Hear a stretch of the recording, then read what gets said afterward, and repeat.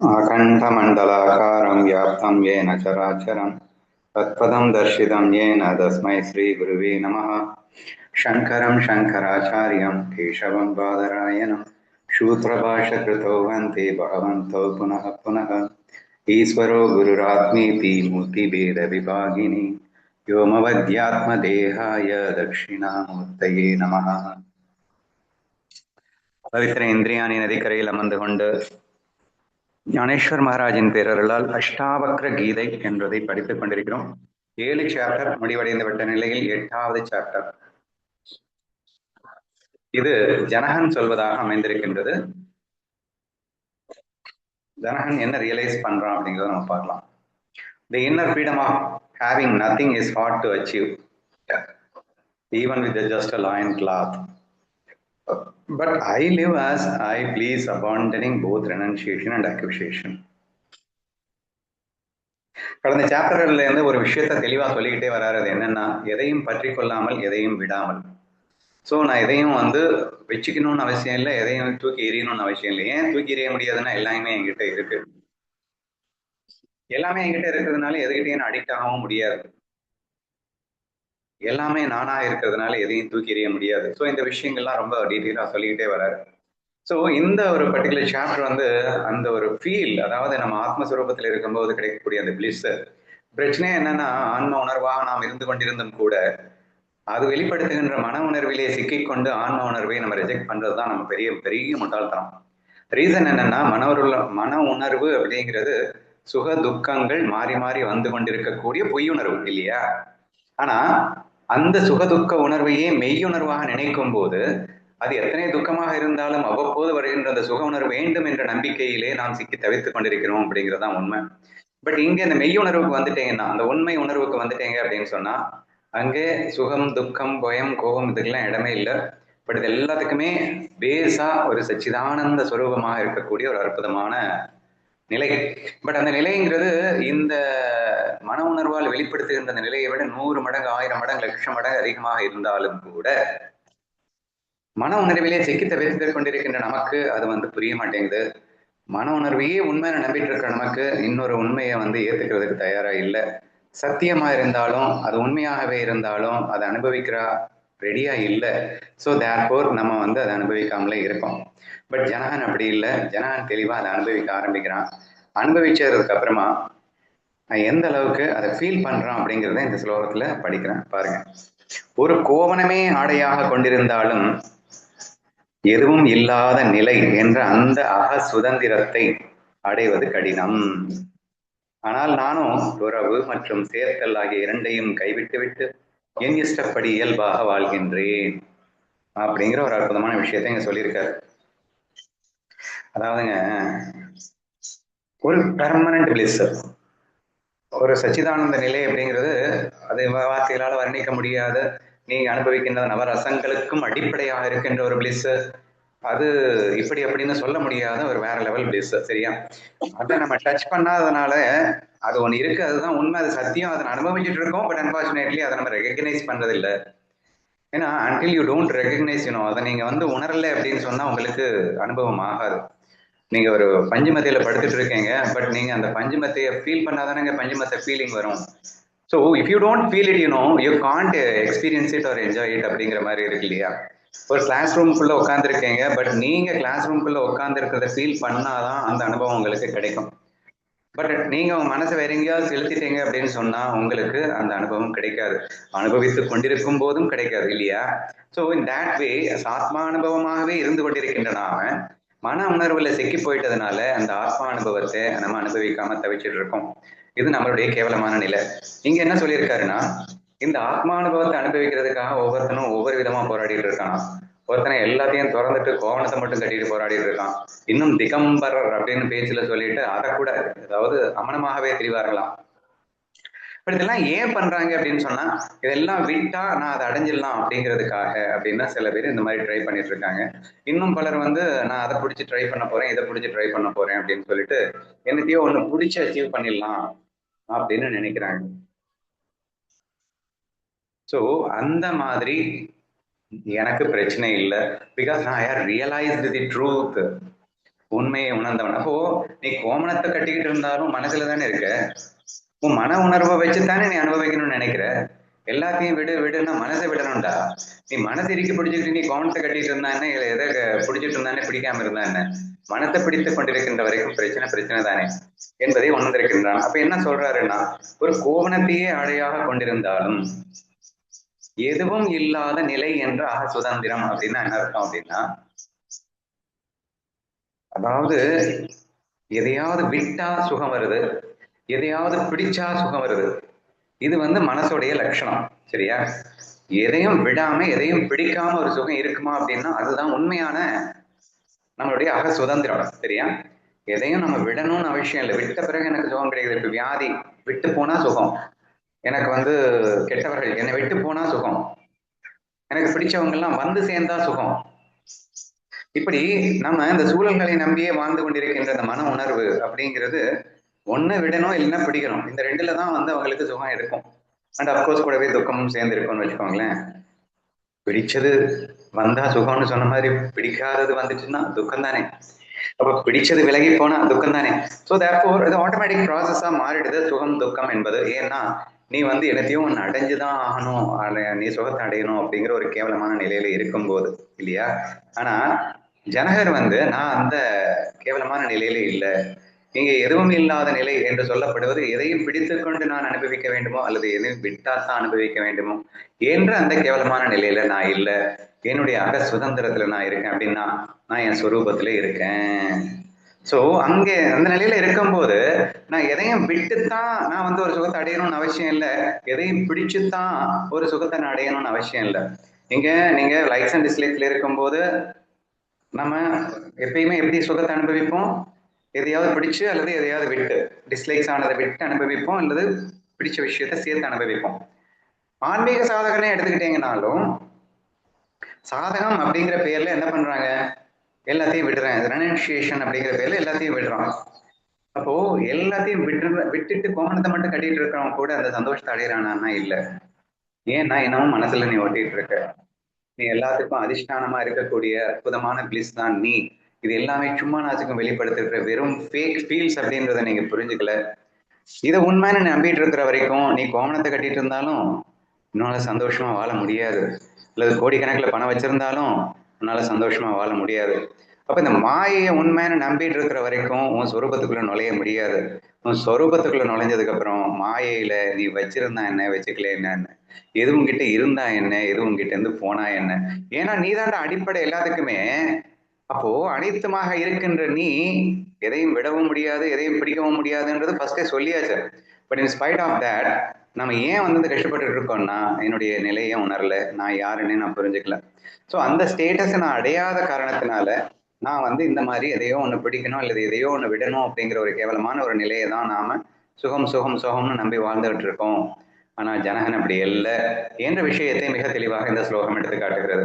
So ஒரு கோவணமே அடையாக கொண்டிருந்தாலும் அந்த நிலை, எந்த நிலை, சுதந்திரம் எனும் மன விடுதலை. இங்க மன விடுதலைங்கிறது தான் ரொம்ப ரொம்ப முக்கியமான ஒரு விஷயம். மனசை பிடிச்சுக்கிட்டே நான் சந்தோஷத்தை அடைஞ்சிருவேன் அப்படின்னு நம்ம நினைக்கிறோம். மனசு அப்புறம் மனசு இல்லாம எப்படிங்க இருக்கும்? நிறைய பேர் ஒரு கொஸ்டின், எண்ணங்களே இல்லாம எப்படிங்க வாழ முடியும்? என்னங்க எண்ணங்கள் இல்லைன்னா செத்து போயிட மாட்டோமா? எண்ணம் தானங்க உசுறு. எண்ணங்கள் இல்லாம வாழ முடியும். டீப் ஸ்லீப்ல எண்ணங்கள் இல்லாம நீ செத்து போகல, சந்தோஷமா தான் வாழ்ந்துட்டு இருக்க. But nobody is able to recognise that bliss அப்படிங்கிறேன். இன்னைக்கு டீப் ஸ்லீப்ல இருக்கக்கூடிய ஒரு சந்தோஷத்தை யாருமே ரெகக்னைஸ் பண்றது இல்லைங்க. ஆனாலும் ஒவ்வொரு நாளும் தூங்குறதுக்கு விரும்புறான், அதுக்காக அழகழகா பெட்டெல்லாம் செட் பண்ணிக்கிறான். தூக்கம் வரலைன்னா அலறான். இன்னைக்கு இந்த தூக்கம் இல்லை, இன்சோம்னியாவா, இன்சோம்னியான்னு ஒரு வியாதி, அது பாடாப்படுத்திட்டு இருக்கு. மக்கள் ரொம்ப தவிச்சிட்டு இருக்காங்க. இந்த யோகாலெல்லாம் நிறைய பேர் இங்க அவளுக்கு கேட்குறாங்க, எனக்கு இந்த இன்சோம்னியா வியாதி போயிடுமா, எனக்கு தூக்கம் வருமா, எதுவும் யோக நிதிரான்னு ஒன்று கொடுப்பீங்களாமே, அதெல்லாம் பண்ணா நான் தூங்கிடுவேனா? ஸோ தூங்காம வாழ்றதுங்கிறது அவ்வளோ பெரிய அவஸ்தை அப்படிங்கிறது ஒவ்வொருத்தருமே புரிஞ்சு வச்சுட்டு இருக்கான். அது தூங்காம 2 நாள் இருந்து பார்த்தேன்னா அதனுடைய அருமை என்னன்னு தெரியும். அப்போ தூங்காம வாழ்றதுதானே கஷ்டம். அப்படின்னா தூங்குறதுன்னா என்ன? தூங்குறதுன்னா மனசை விட்டு வாழ்றதுன்னு அர்த்தம்டா. மனசை விட்டு வாழலைன்னா உன்னால செத்து போகிற அளவுக்கு நீ துடிக்கிற இல்ல. இப்போ மனசை விட்டு வாழ விரும்புறே இல்லை. ஆனா அது நல்லா தூங்கி விழிச்சதுக்கு அப்புறம் நீ ஏன் அதை மறக்கிற? மறுபடியும் மனசுக்கு பின்னாடி ஓட ஆரம்பிச்சிடுற. ஸோ இதை நீங்கள் உணர வேண்டும். ஸோ திஸ் இஸ் வேர் நீங்க வந்து மிஸ்டேக் பண்றீங்க அப்படிங்கிறத நீங்க புரிஞ்சுக்கோங்க. நீங்க என்ன அழகா சொல்லியிருக்காருன்னா, நானும் துறவு மற்றும் சேர்த்தல் ஆகிய இரண்டையுமே கைவிட்டு என் இஷ்டப்படி வாழ்க்கை. நீ எதையுமே விட வேணாம்டா, எதையும் பிடிக்கவும் வேணாம், எதையும் விட வேணாம். எல்லாமா நீ தான் இருக்க, உன் கல்பனை தான் இந்த உலகமாவே இருக்கு. பின்ன ஏன் இதை நீ விடணும்னு நினைக்கிற, இதை பிடிக்கணும்னு நினைக்கிற? இப்பதானேங்க சொன்னீங்க உன் மனசை விடணும், மனசை விடணும்னு சொன்னீங்க. இப்ப வந்து நீ வந்து எதையும் விட வேணான்றீங்க. என்னையா பேசிட்டு இருக்க நீ அப்படின்னா? மனசை உண்மையான நம்பிட்டு இருக்கிற அந்த நம்பிக்கையை விடணுங்க. மனசை விடணும்னா என்னங்க அர்த்தம்? நீ மனசுதான் எல்லாமே, மனசை தாண்டி ஒண்ணுமே இல்லைன்னு நினைச்சிட்டு இருக்கிற வரைக்கும் அந்த மனசை விட்டா தானே உண்டு நீ யாருன்னு புரிஞ்சுக்கிறதுக்கு. அதுக்காக சொல்லப்பட்டது தானே தவிர நீ யாருன்னு புரிஞ்சதுக்கு அப்புறமா இந்த கல்பனை உன்னை எப்படி டச் பண்ண முடியும்? நீ செய்கின்ற கல்பனை உன்னை எப்படி டச் பண்ண முடியும்? அது கல்பனைன்னு தான் புரிஞ்சிருச்சு இல்ல. கல்பனையை உண்மையான நம்பி சிக்கிட்டு இருக்கிற வரைக்கும் நீ யாருன்னே உனக்கு தெரியாம போச்சு. நீ இப்போ கற்பனை செய்த ஒரு கேரக்டருக்குள்ள நீ சிக்கிட்டு கடைசியில நீ கற்பனை செய்தவனையே நீ மறந்தாய் என்ற அந்த நிலை எது வரைக்கும் அப்படின்னா, மாயை உண்மையான நம்பிட்டு இருக்கிற வரைக்கும் தானே, உலகத்தை உண்மையான நம்பிட்டு இருக்கிற வரைக்கும் தானே. ஆனா எப்ப இந்த உலகத்தை மாயான 100% தெளிவாயிடுச்சோ, அப்ப என் சொரூபமும் புரிஞ்சிடுச்சோ, அதுக்கப்புறம் இந்த மாயா அப்படிங்கிற இந்த உலகத்துல அடையிறதுக்கு என்ன இருக்கு, விடுறதுக்கு என்ன இருக்கு, இதை பிடிச்சா என்ன, விட்டா என்ன. ஸோ அந்த சிந்தனையே எனக்கு தேவையில்லைங்கிற. சரியா? இப்ப நான் என்ன சொல்றேன்னா நல்லா புரிஞ்சுக்கோங்க. Once you have achieved this jnana, நீ பிரம்மன்றதை உணர்ந்துட்ட அப்படின்னு சொன்னா, அதுக்கப்புறம் நான் வந்து என்ன செய்யணுங்க? நீ ஒண்ணுமே செய்யாத. அப்படின்னா என் மனசை நான் நிறுத்த வேணாமா? என் மனசு போன போக்குல நான் போகலாமா? உன் சொரூபத்தை நீ உணர்ந்ததுக்கு அப்புறமா நீ உன் மனசை யூஸ் பண்ணினாலும் யூஸ் பண்ணலைன்னாலும் நீ சொரூபத்துல தான் இருக்க போற. அப்ப யூஸ் பண்ணும்போது நீ எதையோ ஒண்ணு பிடிச்சுதான் சந்தோஷம்னு நீ நினைக்க போறியா? எதையோ விட்டாதான் நீ சந்தோஷம்னு நினைக்க போறியா? அப்ப நீ பிடிக்கணும்னு நினைக்க மாட்டேன், விடணும்னு நினைக்க மாட்டேன். ஏன்னா சந்தோஷங்கிறது ஆல்ரெடி அச்சீவ்டு. இப்ப நீ பிடிச்சாலும் ஒண்ணுதான், பிடிக்கலைனாலும் ஒண்ணுதான், விட்டாலும் ஒண்ணுதான், விடலைனாலும் ஒண்ணுதான், எதுகிட்ட வந்து சேர்ந்தாலும் ஒண்ணுதான், சேரலைனாலும் ஒண்ணுதான், எது என்னை விட்டு போனாலும் ஒண்ணுதான், என்கிட்ட இருந்து போகாம இருந்தாலும் ஒண்ணுதான். So such is the state because I have achieved what is who am I. நான் யார் என்பதை உணர்ந்து விட்ட நிலையிலே இதற்கப்புறம் இந்த மாயா அப்படிங்கிற என்னுடைய கல்பனா உலகத்துல என்ன நடந்தா எனக்கு என்னங்க வந்துச்சு? Let whatever happens, I am going to enjoy because I am in my Swarupa. And in fact, my Swarupa is being reflected here. So, இங்க நான் வந்து என்னத்தையோ அடைஞ்சு நான் பயங்கரமா சந்தோஷப்படுற மாதிரி நான் நடிப்பு, என்னத்தையோ விட்டுட்டு நான் உட்காந்து அழுற மாதிரி அதுவும் நடிப்பு. இங்க எல்லாமே என்னுடைய ரெஃப்ளெக்ஷன் தான் இங்க மாறி மாறி வந்துட்டு இருக்க போகுதே தவிர இது என்ன எதுவுமே பண்ண போறது இல்ல. இன்ஃபேக்ட் அந்த பிளிஸோட தானே நான் இங்க அழ போறேன், அந்த பிளிஸோட தானே இங்க சுகமா நடிக்க போறேன். So everything will become an acting and automatic ப்ராசஸாக இங்கே வந்து விடுகின்ற ஒரு அதிசயத்தை நாம் காண முடியும் அப்படின்னு நான் நினைக்கிறேன். சரியா? ஸோ தட் இஸ் வை இவர் என்ன சொல்றாரு அப்படின்னா, நான் என்ன சொல்லியிருந்தேன், இந்த சாப்டர் ஃபுல்லாவே how much bliss you are going to have, நீ எந்த அளவுக்கு சந்தோஷமா இருக்க போறேன்னா நீ எதையும் பிடிக்காம எதையும் விடாம. அப்ப நீ எல்லாத்தையும் கோமணத்தை கட்டிட்டு தான் போகணும்னு அவசியம் இல்லை. நீ செல்வ செழிப்போடு இருந்தாலும் அல்லது கோமணத்தை கட்டிட்டு இருந்தாலும் எதுவுமே இல்லாம இருந்தாலும் எல்லாமே வச்சுட்டு இருந்தாலும், so it is not going to two anything with you. இது உன்னை எதுவுமே பண்ண போறது இல்லை. நீயா வாழ போற. ஏன்னா உன் சுரூபத்துல நீ டச் பண்ணிட்ட. ஸோ அதுக்கப்புறம் இது எதுவுமே இல்லை அப்படிங்கிறோம். அப்போ முதல்ல நீங்க சொன்னீங்களே போல நடக்க சொன்னீங்க, நீங்க வந்து என்னென்னமோ சொன்னீங்க. இதெல்லாம் வந்து பிகினிங்ல சொன்னோம்டா, வாஸ்தவம் தான்டா. நீ எதையும் வந்து அடிக்டிவ் திங்ஸ்குள்ள போகாத. ஏன்னா நீ உலகத்தை நம்பிட்டு இருக்க, நீ இதுலதான் சுகம் நம்பிட்டு இருக்க, உன் மனசுலதான் சுகம் சுகம் நம்பிட்டு இருக்கிறதுனால கொஞ்சம் அடிக்டிவ் திங்ஸ் விட்டு வெளியே வேணா. அடிக்ஷன்ல இருக்கிறவனுக்கு ஒரு மண்டை வேலை செய்யாதுங்க. ஆசையிலிருந்து காமம், காமத்திலிருந்து மோகம், மோகத்திலிருந்து நினைவு தடுமாற்றமும் ஏற்படுமாச்சுன்னா புத்தி வேலை செய்யாதுல்ல. புத்தியே இல்லாதவன்ட்டு போயிட்டு நான் எப்படி சொல்ல முடியும்? கொஞ்சமாவது புத்தியை ஓபன் பண்ணணும்ல. புத்தியை ஓபன் பண்ணணும்னா நீ கொஞ்சம் அடிக்ஷன்ல இருந்து வெளியே வரணும்ல. அப்ப அடிக்ஷன்ல இருந்து வெளியே வரணும்னா என்ன செய்யணும்? கொஞ்சம் விலகியே தான் இரேண்டா. ஏற்கனவே அடிக்ஷன்ல மூழ்கிட்டு இருக்கிறவன்ட்டு போயிட்டு கூட கொஞ்சம் அதையும் சேர்த்துட்டோம்னா அவனோட அடிக்ஷன் கூட்டிகிட்டு தான் போகும். கொஞ்சம் விலகிடுடா என்று சொன்னது உன்னுடைய மனதை நிதானத்தை கொண்டு வர்றதுக்காக. மனது உண்மைன்னு நம்பிட்டு இருக்கிற நீ மனசை வச்சுதான் பொய்ன்னு புரிஞ்சுக்கணும். இப்ப மனசை வச்சே பொய்ன்னு புரிஞ்சுக்கிறதுக்கு மனசு கொஞ்சம் நிதானமா இருக்கணும். மனசு நிதானமா இருக்கிறதுக்காக நீ லைக்ஸ் அண்ட் டிஸ்லைக்ஸ் இல்லாம இருக்கணும், அடிக்ஷன் இல்லாம இருக்கணும். நீ எதையும் வந்து துறக்கணும். அதாவது துறவு அப்படிங்கிற பேர்ல நீ வந்து ஆசைப்பட்ட பொருளை எல்லாம் அனுபவிக்காத. நீ ஆசைப்படாத பொருளை வேணா அனுபவிச்சுக்கோ. ஸோ ஆல் தீஸ் திங்ஸ் நம்ம சொன்னோம் தான், வாஸ்தவம் தான். பட் அது எது வரைக்கும் அப்படின்னு சொன்னா உன் ஸ்வரூபத்தை ரியலைஸ் பண்ற வரைக்கும் தான். But once you have achieved the swarupa realisation வந்ததுக்கு அப்புறமா நீ எதையும் வச்சுக்கணும்னு அவசியம் இல்லை, கொடுக்கணும்னு அவசியம் இல்லை, துறக்கணும் அப்படிங்கிற அவசியமோ அல்லது வைத்துக் கொள்ள வேண்டும் என்ற அவசியமோ, பற்றுவதற்கோ அல்லது வெறுப்பதற்கோ விரும்புவதற்கோ வெறுப்பதற்கோ அங்க ஒண்ணுமில்லாம போயிடும். It becomes an automatic process. அங்க நீ எதுவுமே பண்ண வேணாம், நீ சந்தோஷமா தான் இருப்ப. நீ என்ன பண்ணினாலும் சந்தோஷமா தான் இருப்ப. எதுவுமே பண்ணாம சும்மா உட்கார்ந்து இருந்தாலும் சந்தோஷமா தான் இருப்ப. ஏன்னா இந்த உலகமே உன் கல்பனா அப்படின்னு நீ பார்க்க ஆரம்பிச்ச. அந்த மாயையில என்ன நடந்தாலும் உன்னுடையதான், நீ தான் எக்ஸ்பிரஸ் பண்ண போறேன்னு ஆயிடுச்சு. அந்த பிளிஸ்ஸை கொஞ்சமாவது இமேஜின் பண்ணா மட்டும்தான் இந்த உண்மையை உங்களால் உணர முடியும் அப்படின்னு நான் நினைக்கிறேன். சரியா?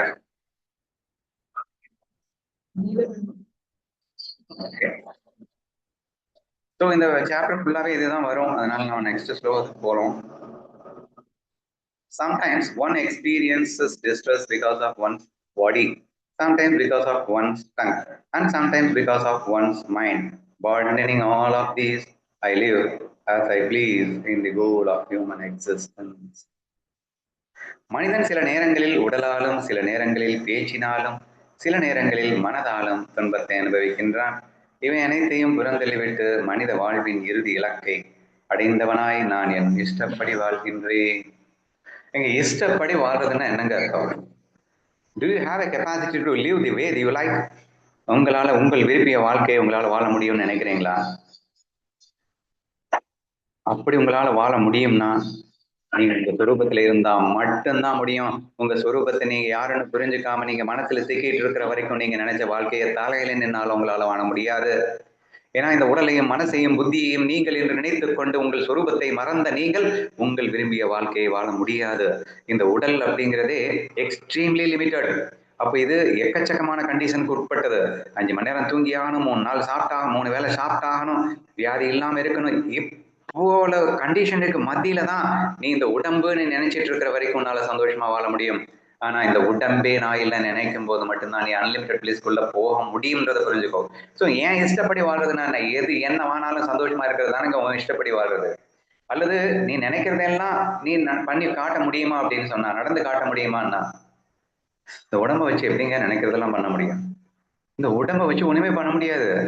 ஆனால் இவைகள் எல்லாம் மாயா என்று புரிந்து கொண்டு உன் சுரூபத்தில் இருந்து விட்டால் நீ நினைக்கிறதெல்லாம் பண்ணலாம். இப்ப நீ கற்பனையில என்ன வேணா நினைக்கிறீல்ல, உன் கற்பனையில என்ன வேணா சாதிக்கலாம்ல. உன் கற்பனையில சாதிக்க முடியாத ஏதாவது இருக்கா? கம்ப்ளீட் உன் ஃப்ரீடம்ல இருந்து கொண்டு உன் கற்பனையில் நீ எல்லாத்தையுமே சாதிக்க முடியும்னா நீ கற்பனைக்குள்ள இது கற்பனைன்னு புரிஞ்சுக்கிட்டு, மாயான்னு புரிஞ்சுக்கிட்டு, உண்மையில முடியாதுன்னு புரிஞ்சுக்கிட்டு, ஆனாலும் பண்ணலாம். நீ நினைச்சபடி வாழலாம், இஷ்டப்படி வாழலாம், என்ன வேணா பண்ணலாம். பட் மாயில தானே பண்ண முடியும், உண்மையில எப்படி பண்ண முடியும்?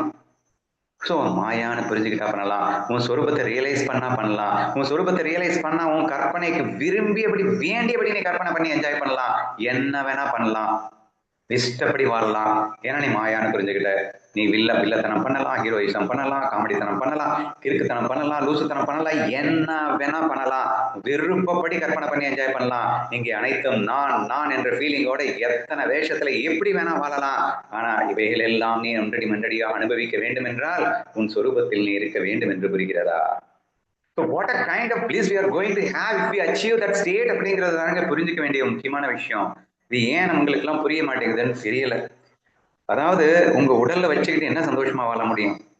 உங்க வாக்கு பேசி சந்தோஷமா வாழ்ந்துடலாம். நாங்க எப்படி எக்ஸ்பிரஸ் பண்ணுவோம் தெரியுமா? வாய் கோணிக்கிச்சுன்னா எப்படி எக்ஸ்பிரஸ் பண்ண போறாங்கன்னு தெரியல. இதுவே லிமிட்டடு, இந்த பாடி லிமிட்டடு. நாக்கு நான் அப்படி சாப்பிட்டு என்னத்தை சாப்பிடுவேன்? 2 நாள் காய்ச்சல் அடிச்சிருச்சுன்னா நாக்கு மறந்து போயிடுது, என்னத்தை சாப்பிடுவேன்னு எனக்கு தெரியல. சில நேரங்களில் மனதாலும் மனிதன் துன்பத்தை தான் அனுபவிக்கின்றானே தவிர இன்பத்தை அல்ல.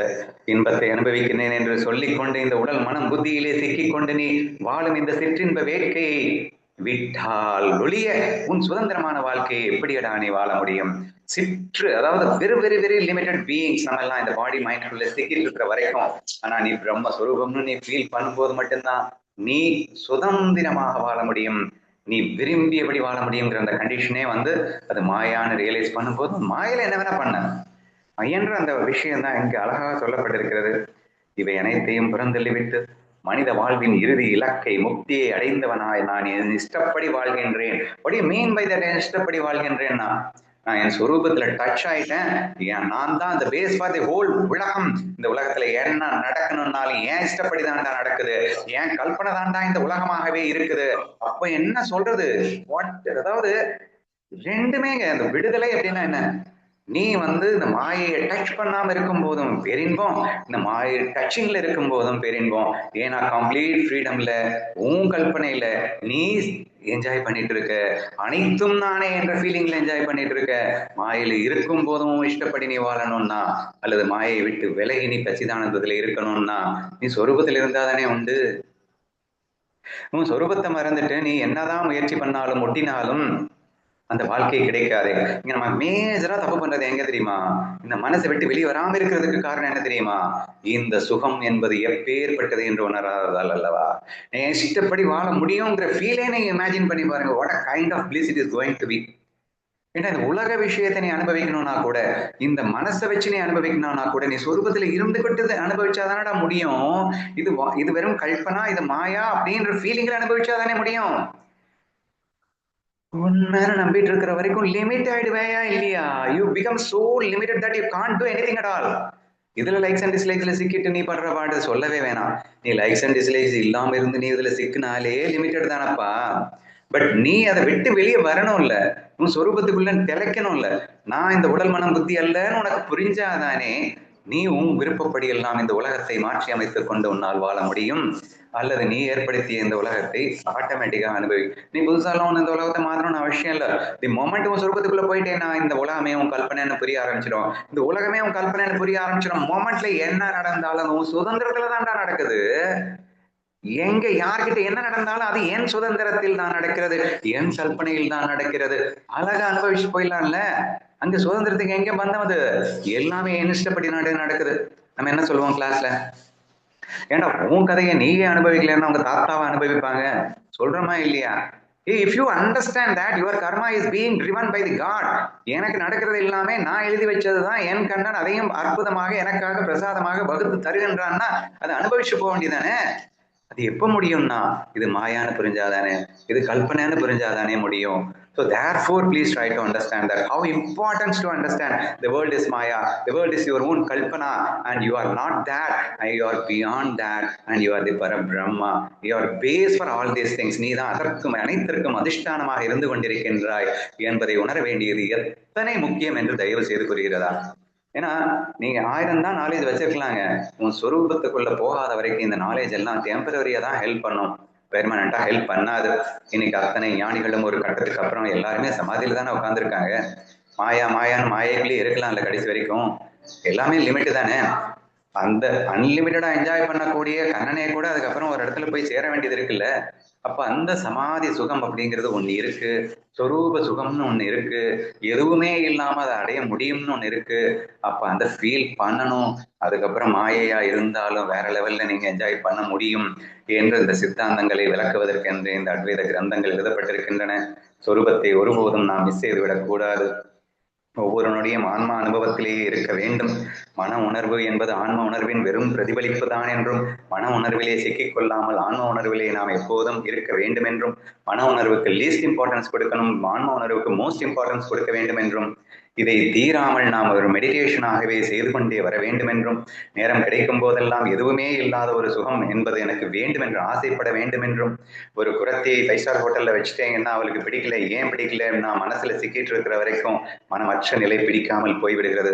அவ்வாறு நம்ம எண்ணமில்லாத நிலை அல்லது எதுவுமே இல்லாத நிலை என்ற ஒரு நிலைதான் அற்புதம் என்பதை உணர வேண்டாமா? இதை உணரணும் அப்படின்னு சொன்னா நீ இந்த மனசு கிட்ட சொல்லணும், டேய் இது எதுவுமே இல்லாம, அதாவது எண்ணங்களே இல்லாமலும் ஒரு பெரிய ஆனந்தம் இருக்கின்றது, அதுதான் என் உண்மையான ஆனந்தம் என்று அந்த மனதிற்கு புரிய வையுங்கள். மனமற்ற நிலைக்கு உங்கள் மனதை தயார்படுத்துங்கள். அதுக்கப்புறம் நீங்க மனசுல எவ்வளவுதான் கும்மி அடிச்சாலும் நீங்க 100% அன்அஃபெக்டடா சந்தோஷமாக வாழ முடியும் என்று சொல்லி இப்போதைக்கு இந்த சத்சங்கத்தை நிறைவு செய்கிறேன். நாளைக்கு கண்டினியூ பண்றேன்.